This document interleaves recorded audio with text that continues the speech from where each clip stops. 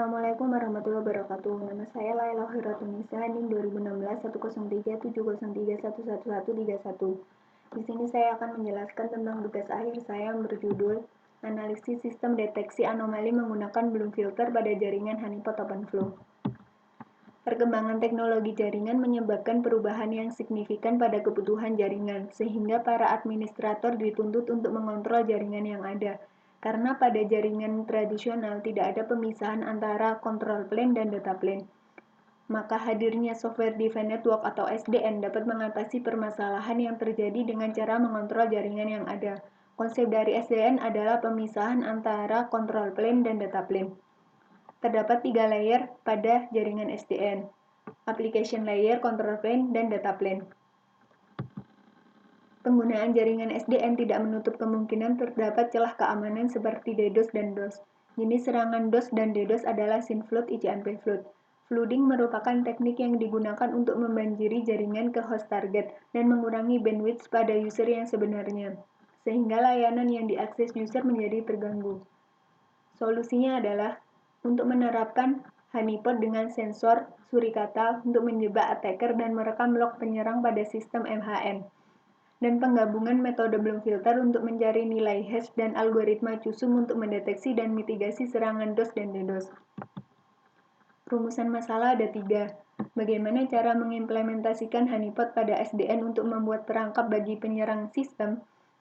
Yang kedua, bagaimana cara mengimplementasikan metode Bloom Filter dan algoritma CUSUM untuk deteksi serangan ICMP Flood pada SDN?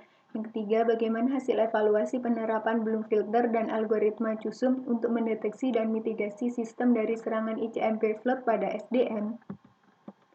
Metodologi penelitian. Metode Bloom Filter. Bloom Filter adalah metode statistik yang digunakan untuk mencari nilai hash dalam menangani terjadinya serangan DDoS. Dalam perhitungan Bloom Filter digunakan metode Counting Bloom Filter atau CBF dengan tujuan untuk membuat kapasitas kebutuhan memori menjadi rendah. Rumus dari metode ini adalah HI sama dengan IP mod N. IP di sini menggunakan IP source mod N. N adalah panjang size-nya bit array. Algoritma kumulatif sum. Algoritma kumulatif sum adalah algoritma yang digunakan untuk mendeteksi suatu titik perubahan, seperti perubahan yang terjadi ketika terdapat serangan DDoS. Algoritma ini dibandingkan dengan threshold. Penelitian ini menggunakan nilai threshold 773. Jadi ketika nilai algoritma CUSUM ini lebih dari threshold, maka paket yang masuk teridentifikasi bahwa adanya serangan. Algoritma CUSUM ini menggunakan 2 rumus, ST sama dengan XT-1. XT adalah paket data sekarang dikurangi paket data sebelumnya. G plus T sama dengan max G plus T-1 ditambah ST min drift. G plus T sebelumnya ditambah ST yang sudah dihitung dan drift. Drift adalah nilai konstanta yang nilainya bisa digeser. Spesifikasi kebutuhan sistem. Kebutuhan perangkat keras, prosesor, RAM, mikrotik, kabelan. Kebutuhan perangkat lunak, Linux, Ubuntu, RIU controller, SCPI, TCP Reply, Winbox, Sublime. Untuk topologinya sebagai berikut. Di sini menggunakan controller. Controller yang digunakan adalah RIU controller dengan 3 switch. Switch yang digunakan adalah mikrotik dan 4 host. Host 1 sebagai attacker, host 2 dan host 3 sebagai user normal, dan host 4 sebagai honeypot dan MHN. Rancangan serangan. Paket serangan ICMP akan dibuat menggunakan tools SCPI yang ada di dalam program Python paket generator. Kemudian digunakan tools TCP Reply untuk mengirim paket dengan menentukan berapa IP yang dibutuhkan dan berapa paket yang dikirim tiap IP. Rancangan sistem deteksi honeypot dan MHN. Langkah awal yang dilakukan yaitu switch akan menerima paket yang masuk.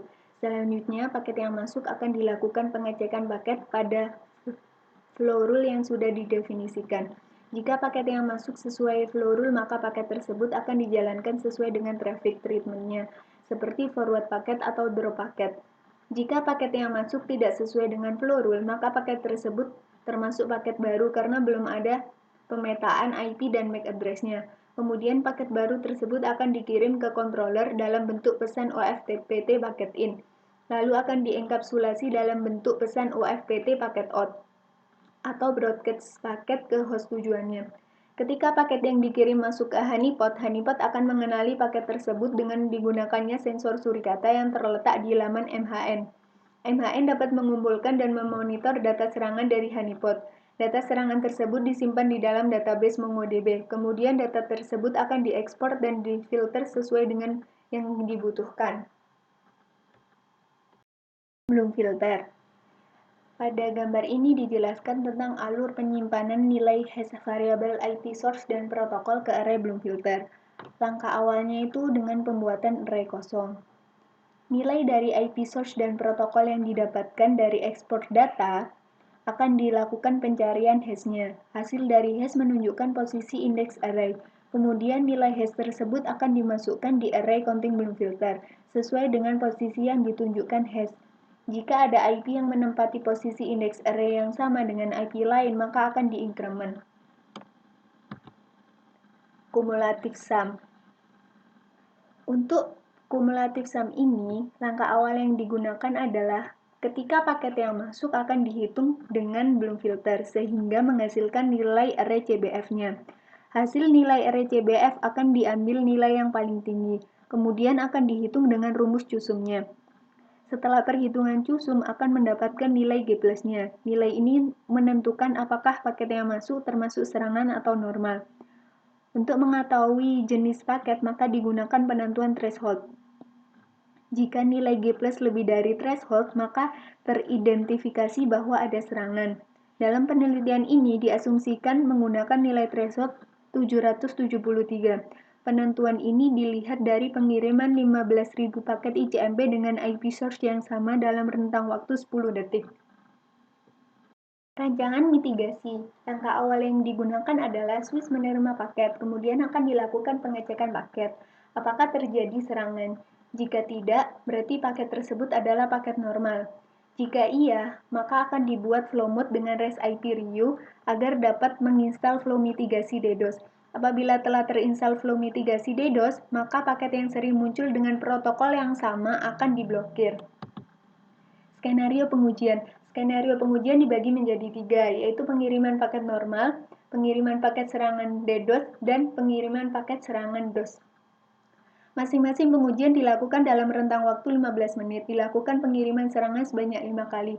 Setelah itu dianalisis nilai CUSUM, CPU, memory usage, serta waktu flow mitigasi terinstal. Hasil dan pembahasan. Implementasi. Komputer yang digunakan ada 5. 1 komputer sebagai attacker, 2 komputer sebagai host normal, 1 komputer sebagai honeypot dan MHN, dan 1 komputer sebagai controller. Controller yang digunakan adalah RIU controller. Controller RIU dijalankan dengan program Simple Switch dan OFCTL REST dengan komen RIU Manager, min verbose, min observe, min link, Simple Switch, dan REST OFCTL REST. Switch yang digunakan adalah MikroTik yang telah terpasang OpenFlow. Konfigurasi MHN dimulai dengan menginstal MHN melalui terminal OS Ubuntu, kemudian melakukan deploy sensor surikata yang tersedia di halaman MHN. Untuk membuat paket serangan digunakan tools Scapy yang ada di program paket generator dengan komen Python paket generator, min D, IP yang dituju, min U protokolnya, min I berapa IP yang diinginkan, dan min K berapa paket yang diinginkan. Untuk pengiriman paket digunakan tools TCP reply dengan komen sudo TCP reply min pps sama dengan 1000 min intf 1 enps 0 icmp 45000. Untuk mengirim paket normal digunakan komen ping 192.168.4.22. Pengujian menjalankan program Bloom filter dan CUSUM. Program ini dijalankan untuk mendeteksi dan mitigasi serangan. Dilihat dari gambar di samping, terdapat contoh dari hasil perhitungan nilai G+-nya atau nilai kumulatif sum-nya. Nilai ini merupakan nilai yang melebihi threshold. Dan di sini terdapat list IP penyerangnya dengan protokol dan berapa IP-nya. Untuk hasil grafik dari DOS dan DDoS menunjukkan grafik mengalami fluktuasi karena saat proses ekspor data atau pengambilan paket masuk dari MHN ke program, terdapat paket yang tidak ikut terekspor, dan waktu proses penghapusan paket di MHN dijalankan, paket tersebut ikut terhapus tanpa diekspor terlebih dahulu. Kemudian menjalankan CPU usage. Program ini dijalankan untuk analisis penggunaan CPU. Jadi untuk menjalankan CPU usage harus dicari PID-nya, kemudian bisa dijalankan dengan komen Python CPU single PID dan nama filenya. Nilai dari CPU usage menghasilkan nilai di bawah 1%. Ini berarti nilai tersebut tidak membebani resource pengguna. Memory usage. Program ini dijalankan untuk analisis penggunaan memori. Sama seperti CPU, memori juga harus dilakukan pencarian PID-nya. Nilai dari memory usage menghasilkan nilai 1,14%. Nilai ini diidentifikasikan bahwa penggunaan belum filter dan cusum tidak membebani resource pengguna. Jalankan flow print. Program ini dijalankan untuk melihat waktu flow mitigasi. Sebelum dibuat flow mode harus dapat switches dan port disk-nya. Untuk mendapatkan switches digunakan komen request.get http 192.168.80.80/start/switches. Untuk mendapatkan port disk dengan komen http 192.168.49.80/start/port disk. Kemudian dilakukan pembuatan flow rule dengan komponen dpid, cookie, tabel ID, idle timeout, priority, action. Kesimpulan pada penelitian ini adalah pengujian dalam kondisi normal menghasilkan nilai cusum sebesar 8.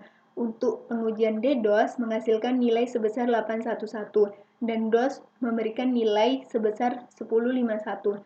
Pengujian nilai rata-rata pada CPU usage memberikan nilai di bawah 1%, dan memori memberikan nilai sebesar 1,14%, sehingga nilai tersebut tidak membebani resource yang digunakan. Untuk pengujian waktu install flow mitigasi, untuk DDoS memberikan nilai sebesar 25.296 ms, dan DOS memberikan nilai sebesar 24.046 ms. Saran untuk pengujian selanjutnya adalah penggunaan metode atau algoritma selain belum filter dan cusum untuk mendeteksi serangan DDoS. Yang kedua, penggunaan protokol selain ICMP float pada jaringan SDN. Berikut ini adalah hasil dari pengujiannya. Langkah pertama dengan menjalankan RIU controller dengan komen yang telah saya jelaskan sebelumnya. Hasil dari RIU controller adalah sebagai berikut. Kemudian mengirim serangan. Mengirim serangan itu ada dua kondisi, yaitu paket normal dan paket serangan. Untuk paket normal akan dikirim secara terus-menerus, dan untuk paket serangan akan dikirim dengan program Python coba.py. Dengan program ini akan diketahui waktu awal serangan terjadi. Kemudian menjalankan program burn filter, CPU, memori, dan print flow. Untuk menjalankan program ini diawali dengan menjalankan import time 10.py, kemudian menjalankan Python print flow-nya, lalu mencari PID-nya untuk CPU dan memory usage. Setelah semua dijalankan, akan terlihat hasil paket yang masuk dengan perhitungan nilai cusumnya. Jika nilai cusumnya melebihi threshold, maka akan teridentifikasi bahwa adanya serangan.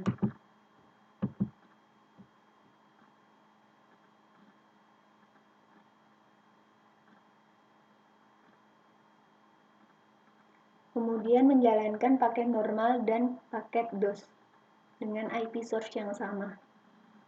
Hasilnya sebagai berikut. Kemudian menjalankan flow mode-nya.